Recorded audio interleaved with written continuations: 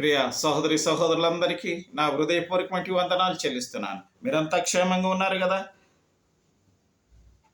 అదే సామెతల గ్రంథము 10వ అధ్యాయము 27వ వచనం చదువుకుందాం. యెహోవా యందు భయభక్తులు కలిగి ఉండుట దీర్ఘాయువునకు కారణము, భక్తిహీనుల ఆయుస్సు తక్కువైపోవును అని వ్రాయబడి ఉంది.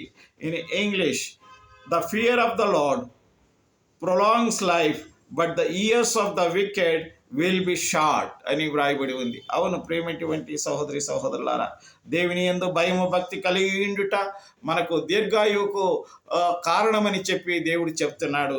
అదే భక్తిహీనులమైనటువంటి మనుషులకు ఆయుస్సు తక్కువైపోతుందని బైబిల్ గ్రంథం చెప్తుంది. కాబట్టి ఈ రోజున ఏది కావాలనో అది మన ముందు ఉంది. మనము భయభక్తులుగా ఉండాలన్నా భక్తిహీనులుగా ఉండాలని మనమే నిశ్చయించుకొని దేవునికి ఆశీర్వాదాలు పొందుదాం గాక. అట్టి దీవెన ఎల్లప్పుడూ సదాకాలం మనతో ఉండును గాక. ఆమేన్.